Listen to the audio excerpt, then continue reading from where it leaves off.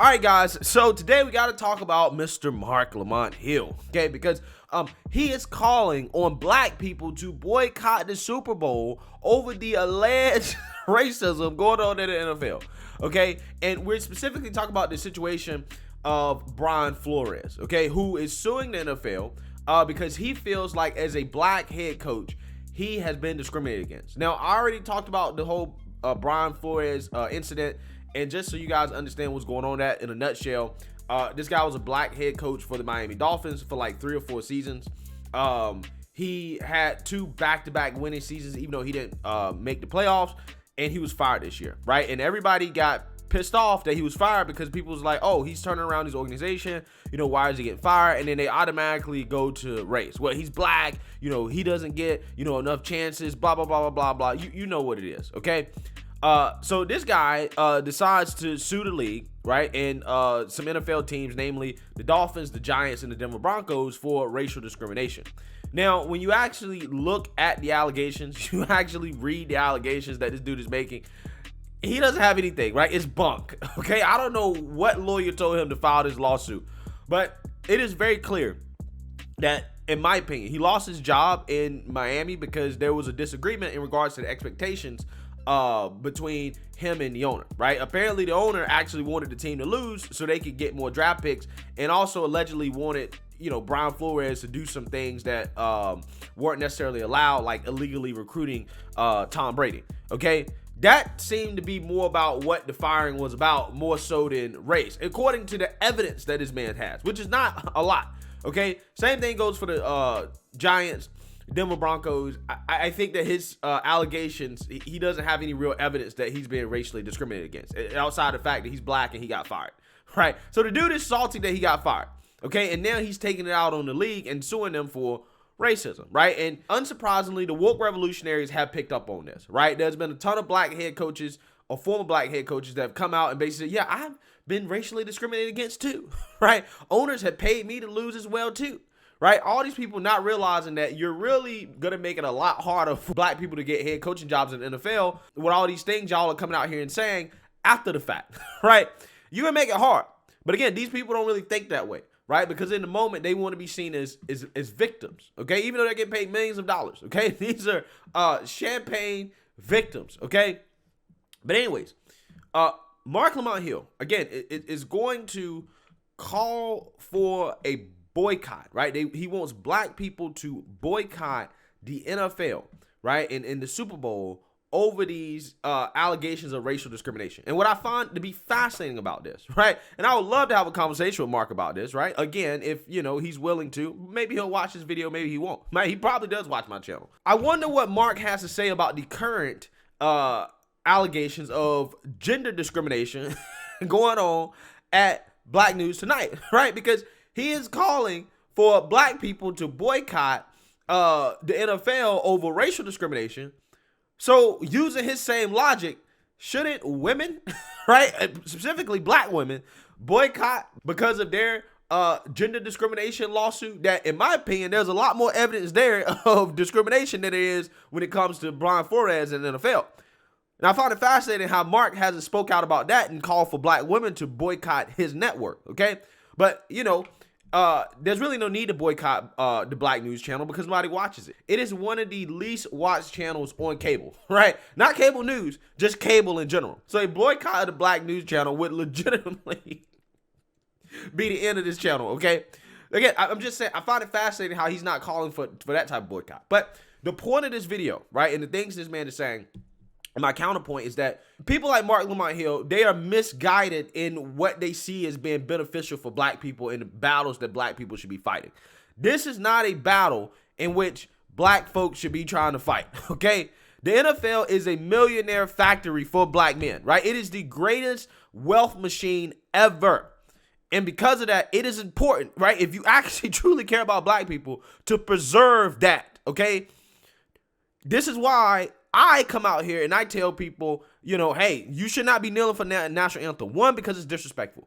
2, because in the long term, if people boycott the league and people stop watching because they don't like that, then you're going to lose money, right? And the people that are going to lose money are going to be the players, right? The black players are going to lose the money, right? And money and wealth is your main means, right, of making the change that you claim that you want to see, right? It costs money, okay? So when you take money out of the pockets of the players, essentially what you're doing is that you're taking money out of the pockets of the black community, right? But people call me a sellout, though, for saying that athletes shouldn't protest the national anthem because it's disrespectful. And also because of the financial reasons, right? They say I'm a sellout, though. But this guy right here is literally calling for black people to boycott the Super Bowl, which honestly, if black people boycott the Super Bowl, NFL probably wouldn't care because black people are only 13% of the population. But let's say it actually did have an effect. If it had an effect, who is it going to hurt? It's going to hurt the players, right? It's going to hurt the players, the black players that these people claim they care about so much, okay? So this is what I'm trying to tell you. Your so-called progressive black leaders, they don't actually really understand the long game. They actually really don't have any real solutions. And all their solutions really just hurt black people, to be quite honest with you. Again, a conversation I would love to have with Mr. Marc Lamont Hill if he's willing to have that conversation. But I doubt he's going to be willing to talk about this. I highly doubt it. He would be willing to talk about this. So without further ado, let's play this clip of Marc calling for black people to boycott the NFL. Don't watch it. It's really that simple. Don't watch the Super Bowl. Everybody thinks that we are somehow past the moment where Colin Kaepernick lost his career for kneeling. We are past the moment that Colin Kaepernick lost his career for kneeling. And he didn't lose his career for kneeling. He lost his career because he got mad that he was a backup now, right? And because of that, he didn't want to take another backup position. He didn't want to actually show up to the event that the NFL had for him to show off his skills. The only time the NFL has ever had a combine for one person in history, he didn't show up. Kaepernick doesn't want to be in the NFL, okay? He doesn't want to be in the NFL. But guys like this are going to keep pushing this idea that, you know, Kaepernick's some type of martyr when it's clear that Kaepernick had plenty of opportunities to get back in the NFL. Plenty of opportunities. Kaepernick doesn't want to be in the NFL. So yes, we are past it. We're not. People think that because Jay-Z and his company was brought on to oversee the activities of the Super Bowl and brought over to do community engagement for the NFL, that somehow we're okay. We are not. Some of y'all think that because we have players who are making millions, tens of millions at times, that somehow that makes it acceptable to have inequality or injustice in the NFL. What inequality and injustice are you talking about? Right? What inequality and injustice? The fact that 4 out of 5 of the highest paid quarterbacks in the NFL are black, right? Is that the inequality that you're talking about? Okay, because you want to argue about inequality. Okay, explain to me, if the NFL is so racist that you need to boycott it, why in the world is a position, right? The only position in the NFL that remains to be predominantly white, okay, quarterback. Why in the world is 4 out of the top 5 quarterbacks, the highest paid quarterbacks, black, right? Why is highest paid players in the league black, right? Why are so many black people making money off the NFL, right? Again, I find it fascinating these people claim there's so much racism and inequality in the NFL when, you know, the people that seem to be benefiting the most from the NFL are black folks. Again, I find it fascinating. It is not. Brian Flores is the proof that Jay-Z was wrong when he said we're past kneeling now. What proof? Right? What did he say that was proof? Mark, what allegation did Brian Flores make that is a clear-cut example of racial discrimination? Right? Give me an example, right? Give me one example, right? Because you love doing this. You love doing this. Show me one of his allegations that is clear proof that he did not get his job based off his race. Mean in society. He didn't mean we shouldn't resist and protest. He was saying in the NFL, we got to move forward and advance the ball. But the problem is we can't advance it if we have problems at the ground level. We got coaches who can't get jobs. The league is 70% black. That means that 7 out of every 10 players who plays professional football is a Negro. Okay, and right. What point are you making? Are you trying to say that NFL head coaches need to match the race of the players? Okay, is that what you're saying? And how far does that apply? How far does that go? That means that ownership, they need to be 70% black as well too? Okay, all those people that risk their capital, their money to start this league, to have ownership in a team, okay, all those people should just give it up because, you know, hey, the league is 70% black, right? Or should we do this in reverse, right? Should we do this in reverse? because the majority of ownership in the NFL is white, then most of the league should be white, right? Again, does the logic go both ways, or is it just applies to players, right? When the league is 70% black from a player perspective at the ground level, that means that the rest of the league higher up has to reflect that. That is the argument these people are making. But again, I can reverse that argument and say, okay, well, the ownership is white, right? So the ownership is white. The people that risk the capital to actually make the league run, to start up the league, to own these teams, to make the operations of the league go, why are there not more racial representation among players, right? Why don't we have more white players? Okay, since the ownership is white, they own it, right? They take all the financial risk. So again, I find this argument to be interesting because they never apply it in reverse. And yet there's only one head football coach right now who is black. Again, how many do you need though, right? How many do you need to be satisfied? Because the key word is right now. Now, a lot of these woke revolutionaries, typically they'll say, well, we want representation to be equal to the population. And they're arguing in this situation, which I find to be interesting, that the league needs to be 70% black head coaches because the players are 70% black, okay? When in other circumstances, they argue for population. Now, I think the reason why they're not arguing for population is because black people are only 13% of the population. And they know that if the head coaches were representative of the population in regards to race, then there will only be 4 black head coaches in the NFL, right? It will only be 4. So again, I want to know, how many black head coaches should there be for you guys to stop complaining? Should it be based off population, right? And if so, then, hey, you only can get 4, right? And if it's not based off population, and it's based off how many players in the league are black, then why are we just applying this to players? Why don't we apply to ownership, right? Why did it just apply to the players for? We should apply to ownership because they own the league. They took all the financial risk. Why not have more white players that represents the race of the owners? Okay? Again, I'm trying to figure out why in the world is the logic only applied one way here, right? That the league has to be representative of the players when the fan base and the ownership are not primarily black, right? They're primarily white. The people that are supporting these black players are primarily white. So why not have the racial representation of the league match them, right? But again, that argument is never made. But my whole point is to demonstrate how silly this argument is. It's a silly argument.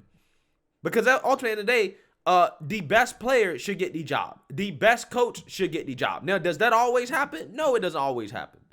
But arguing for race-based quotas is not the solution, right? That ain't the solution. The solution is simply a free market solution of, well, if the teams that are racially discriminating and they're racially discriminating against the best candidates, those teams will lose, right? Those teams won't make the playoffs. It's the same thing that happened with the black quarterbacks. Same thing that happened. Yeah, the league didn't have black quarterbacks for a long time. They didn't let black people be quarterbacks. But some smart person realized that, wait, hold on now. If we're cutting out a whole pool of talent based off their skin color, talent that is superior to the talent that we currently have, then I'm putting myself at a disadvantage, especially compared to teams that are willing to have black quarterbacks, right? This is how we progress to the point where 4 of the top 5 highest paid quarterbacks in the NFL are black, okay? And we have a significant amount of quarterbacks in the league that are black, okay? That's how we got to that point because the free market said, hey, no. Black people can be quarterbacks, right? It's really that simple, right? It's all about the most qualified person for the job. The race problem will solve itself if you just let it play out. It's really that simple. We got another one who is of color, but we got one who is black. And there's nobody on the horizon. We literally have a better chance of putting a black woman on the Supreme Court right now than we do of getting a black person to be head coach of the NFL, where 70% of the people are black. And the league knows it. They have the Rooney Rule, which is a sham. Well, it's a sham because you shouldn't be forced to interview people based off their race in the first place. Okay? You shouldn't be forced to do that in the first place. So yeah, it's a sham. It is a sham. Okay? They have these fake interviews, which are ridiculous. Fake interviews exist in every single corporation. I guarantee you the Black News Channel has done fake interviews. where they've interviewed somebody knowing damn well they're not going to hire that person, that they already got the person that they want to hire in mind, and they just do the interviews anyways because it's required for them to do the interview by HR. That happens all the time in corporate America. That is not evidence of racial discrimination. So if you want to get mad about sham interviews, then get rid of the Rooney Rule. That way you won't have any sham interviews. Again, I find it fascinating. You complain about sham interviews, but at the same time, none of you are calling to get rid of the Rooney Rule. Okay, well, just say, hey, listen, let's get rid of the Rooney Rule, and then there won't be any sham interviews, right? It's really that simple. But again, sham interviews are not evidence of racial discrimination. It's not. It happens all the time.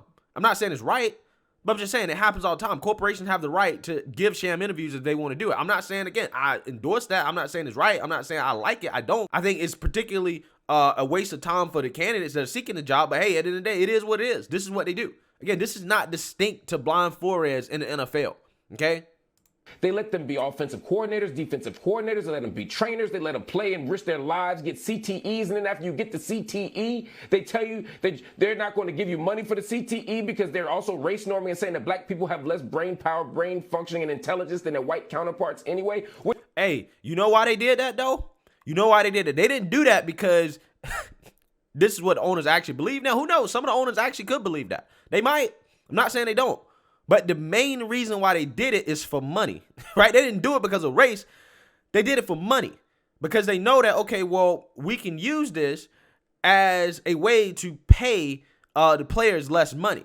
They didn't do it because that's what they inherently believe, right? They did it for profit, okay? Again, I'm not saying it's right. Obviously, it's wrong.